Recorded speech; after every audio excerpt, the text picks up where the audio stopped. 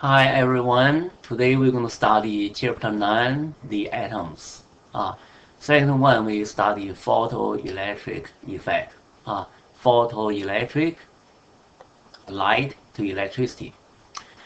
Scientists find the photoelectric effect about 100 years ago, about 1900. Uh, they found, okay, the electrons emitted uh, or given off from metal surface. Uh, okay, when a light is struck on the surface. Here's the circuits. Okay, here's a metal surface, and you turn on the light.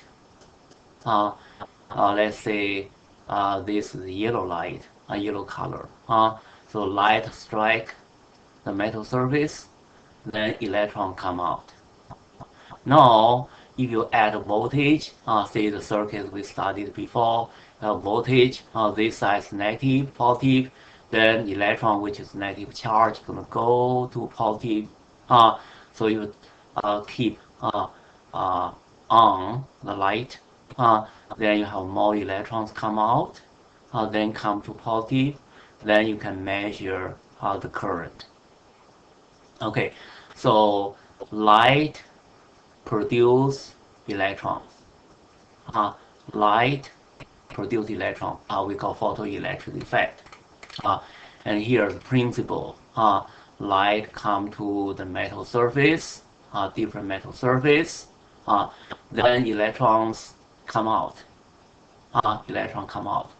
Uh, so with certain speed, then you have speed, then you have kinetic energy, because kinetic energy equals 1/2 times mass of electron times speed squared.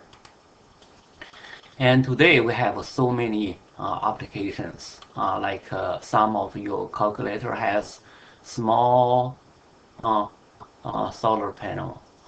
Okay, you don't need a battery, right? Because light will power the calculator. Light convert to electricity, then you use for your uh, calculation, right?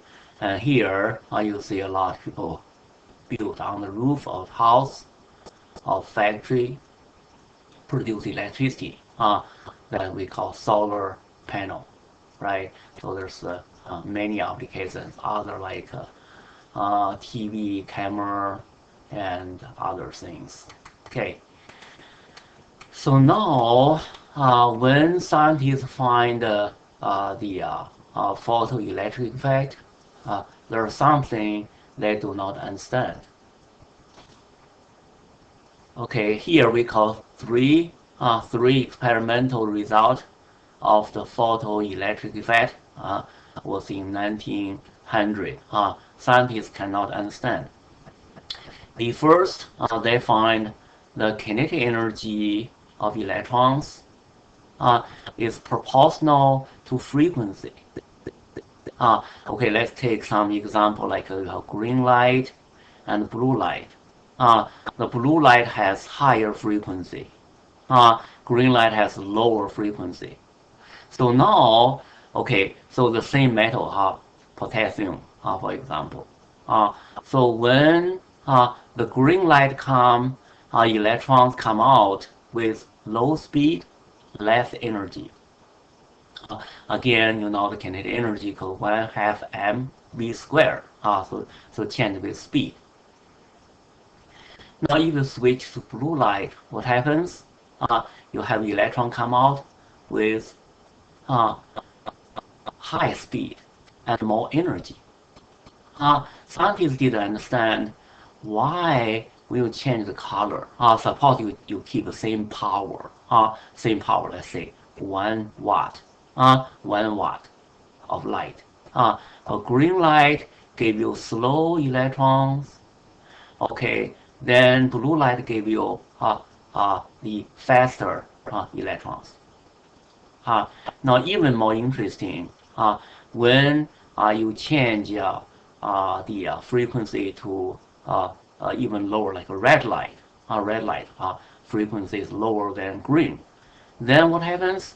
no electron come out from potassium. Scientists didn't understand why. Then, okay, so they change power. Say, okay, so let's switch to green light again. But we increase power. 1 watt, 2 watt, and 3 watt. What happens? You're going to have more and more electron come out, but electron going to have same energy. Each electron still carry same energy. The speed doesn't change. You have more electron come out when you increase power. As long as you keep same color of light, then the speed will not change. So scientists that time they cannot explain why we have such a result until we have superstar. That's the Einstein give answer. So section 2, we study photons. So photons are particles. So you can think photons are the light particles. Einstein proposed the light consists of teeny particles called photons. So now we think, well, the light is not a wave, it's particles. So when you see the light come, green light for example, it's not a wave like this, it's particles. 1, 2, 3, 4. The blue light is going to be blue light particles. 1, 2, 3, 4, or red one. So it's not a wave, but particle. Well, we're going to study at least the light has particle nature, but at the same time also the wave nature. Okay, so now let's continue study the particle nature. So Einstein proposed light consists of teeny particles called photons. Okay, so now here are some important properties of photon. Mass equals 0. At least too small, we cannot determine. So we just say the mass of photon equals 0 and size equals 0. No mass, no size. But now the speed of photon, well, equals speed of light. We studied before. So light, no matter what kind of frequency, the red light, green light, blue light, they all travel at the same speed, 300 million meter per second. That's in vacuum. Okay, so then each photon, these particles, carry energy. So what is the energy of single photon, one photon, right? The energy equals a constant h times frequency. Well, we still need a frequency. So this constant we call Planck constant. It's constant here. Okay, 6.63 times 10 to the power negative 34. Negative 34. Very small number. 6.63 10 to the power negative 34. And f is the frequency of light. So every photon carry energy of the light particles. The energy equals a constant h time frequency of light. Now you can see different frequency means different color. Different color of light, the photon carry different energy. For example, frequency of red light is lower, green light frequency is higher, and blue light even higher. So the photon of the red light going to carry less energy, green carry more energy, and blue photon even carry more energy. Carry even more. So here we're going to use that equation, find energy of photon. Suppose first we want to calculate the energy of red light photon. One particle of red light carry how much energy. So give you frequency 4.3 10 to the power 14 hertz. So now what is the energy? So if you use a calculator, you can find energy equals the constant times frequency. You see that equation here? We can use that one. Okay, so energy equals constant, this constant, times frequency. So we use that constant times that frequency. Okay, so now let's wait for 30 seconds. Let's do the calculation. You have a calculator. Just follow me. Okay, you turn the calculator on. 6.63, 10 to the power negative 34. I use parentheses times parentheses. The frequency equals 4.3, 10 to the power 14. This positive 14. Close parentheses, then enter. What I got? Okay, 2.85. We keep 3 digits times 10 to the power negative 19. And the unit is joule. So one photon of the red light, I call red photon, but really we should see the photon red light has this much energy. One particle, one photon of red light has this much energy. And by the way, for visible light, always negative 19. Okay, so the unit we still use joule. Okay, so now you can try a different frequency. This for blue light. Okay, it's about 5.5, 10 to the power 14 hertz. So now, if you use the same equation, this one here, you plug in the number. By the way, if this in the test, I will give you that constant.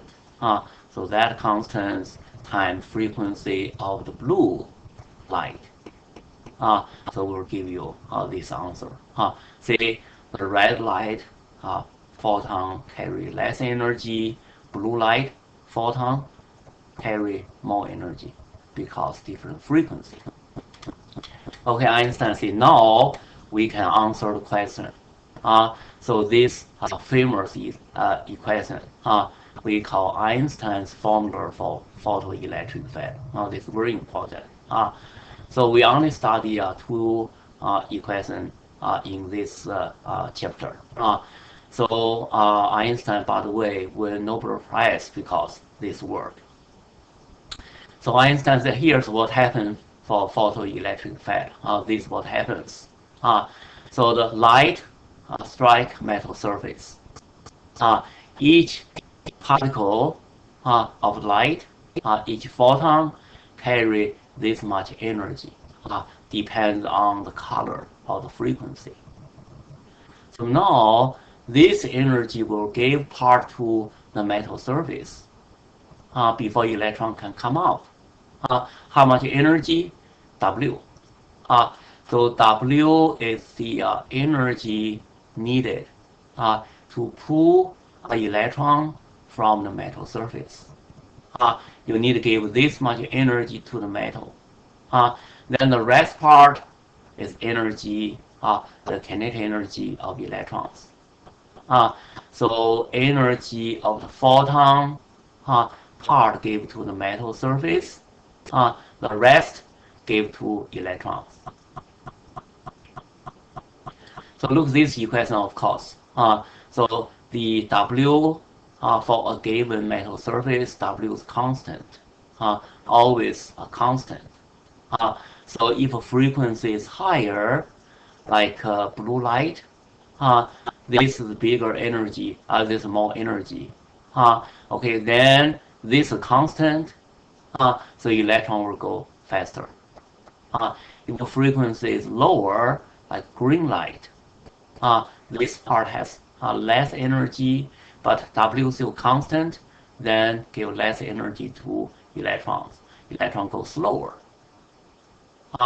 So now, if frequency is too low, the red light, for example, Red light has less energy, equal or smaller than W. So that means the red light does not have enough energy to release electron from metal surface. Okay, so that's this equation we call Einstein's formula tell us everything about photoelectric effect. So now let's go back to the figure again. Okay, now let's see this figure again. So potassium, that's the metal surface.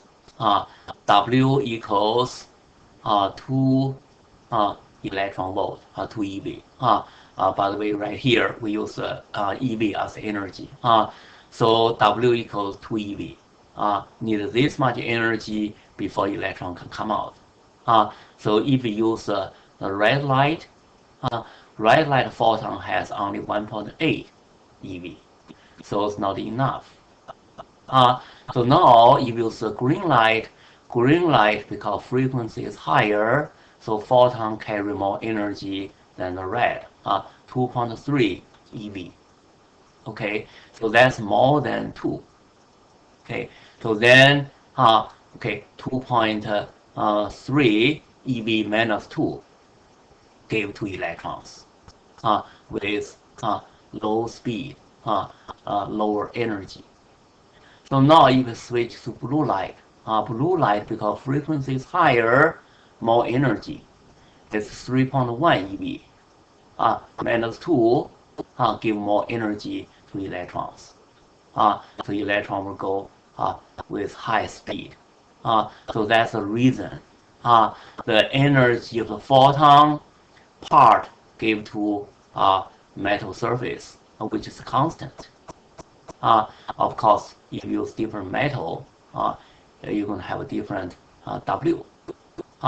So the energy of photon part give to the metal surface, the rest give to electrons. That's the photoelectric effect. So now let's read the conclusion of Einstein's equation. This Einstein equation. Energy of photon part give to metal, then the rest give to electrons. A photon with certain frequency carry certain energy equals h times f. Part of energy give to metal, we call W. The rest part convert to kinetic energy of electrons. So now, if you keep the same frequency, the more photons when you increase power of light, the more electrons from metal surface. But the speed of electron doesn't change. Or kinetic energy keep the same as long as frequency keep the same. Number 3, when the frequency is below a certain value, so then below certain value of frequency, then you don't have enough energy, so no electron come out.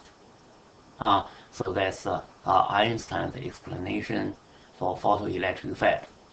So this equation we always use to solve the problem of the photoelectric effect.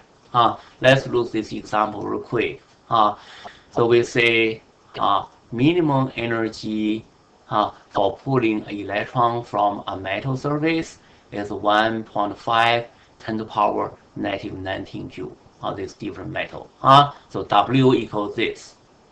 Now, if photon of the light frequency equals this, 5.5 times 10 to the power 14 hertz strikes the metal surface, and we want to find what is kinetic energy of electrons come out.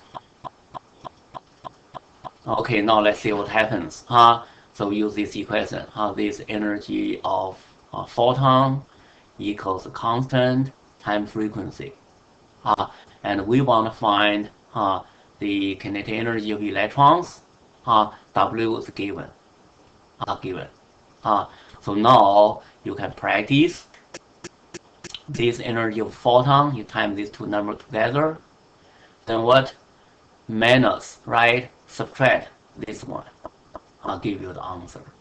So you're going to find kinetic energy equals 2.15 times 10 to the power negative 19 joule. So energy of photon part given to the metal surface. The rest is kinetic energy of electrons. Please try this example. And also, I have a review and I have at least 2 or 3 problems you can try. So now, what is light? The section 3 discuss what is light.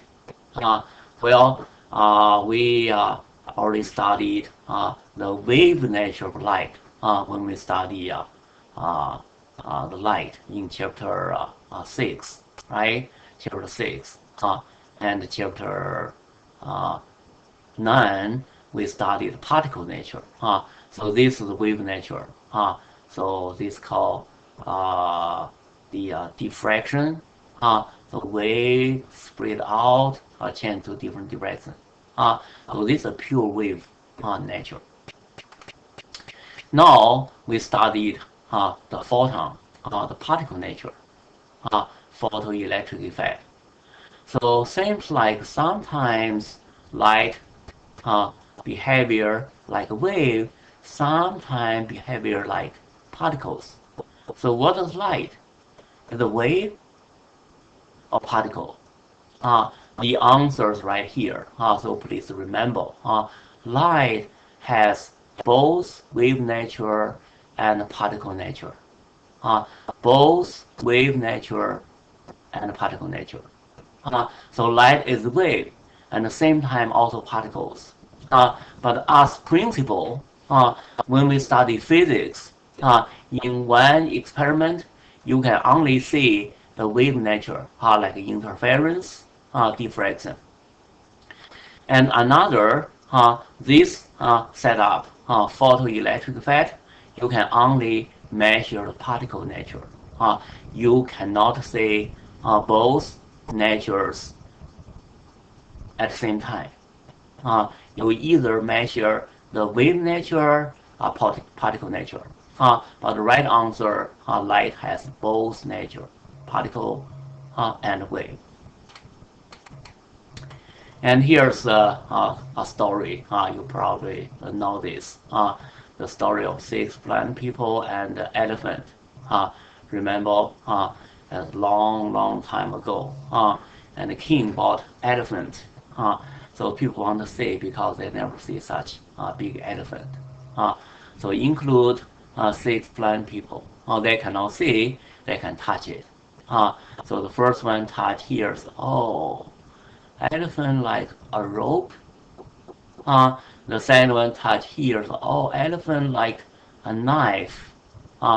Okay, so this guy is taller, touch there, say, okay, elephant like a fan, like fan. And this guy touch there, so, oh, elephant like a tree. Then another one, I guess the last one, touch, not there, it's here. See, elephant like a snake. So they're all wrong because they only touch part of the elephant, right? Because so big. So when we study physics, sometimes we like blind people touch elephant. In some experiment, we can only see the wave nature, and other we see particle nature. So you may question which one is right. The right answer is light has both nature, the wave nature and particle nature. Okay. So now we're going to discuss the X-ray. Remember, X-ray also is a wave. Okay, we call X-ray. Remember the EM wave, electromagnetic wave, include radio wave, microwave, the visible light, X-ray, and gamma ray. Uh, so now here, the first sentence, please remember, the X-ray is an inverse process of photoelectric effect. Uh, it's inverse process. Uh, the opposite of photoelectric effect. Uh, Photoelectric effect is the photon produce electron. See what happened to X-ray. Uh, so now for X-ray, we use electrons bombard or strike metal surface. So here's a target. Okay, we change different target. We're going to have different X-ray. So electron with very high speed because you add a very high voltage. So electron come out go very fast, go speed up, faster, faster. So finally, strike metal surface. Then what happens? The X-ray come out. You can see the wave come out, or you can also see the particle come out. See, instead of the photon produce electron, so this one is high-speed electron produce photon or X-ray. So remember the inverse process. So now some important property of X-rays. It is invisible. Why? Because frequencies were high. Frequencies were high. We can only see from the red light to violet. We cannot see any frequency lower, like a microwave. We cannot see any frequency higher, like X-ray. Invisible because frequency. And also because frequency is higher, so the photon of the X-ray is going to carry more energy, right? Remember, energy equals constant time frequency. So X-ray carry more energy, so it has more penetrating ability, penetrating strongly. So that's why we can check something inside. So this is a snake, right? So if you take an X-ray photo, you can see something inside the stomach. I guess this is the baseball. And you can even, the X-ray can even penetrate metal. So you can check what happened inside, like engine, right? The airplane engine, very important. So engineer have to check all the time, but they don't want to open it, right? But X-ray can pass even metal, so you can check what's going on inside. Now section 5 and section 6, we're going to skip it. We're not going to study. The next section, we're going to study section 8, atomic spectrum.